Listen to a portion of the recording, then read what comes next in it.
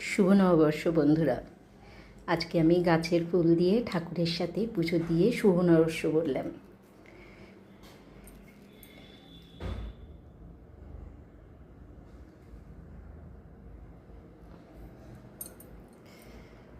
সবার দিন ভালো কাটুক, সবাই সুস্থ থাকবেন, পুরো বছরটা সবার আশা পূর্ণ হোক।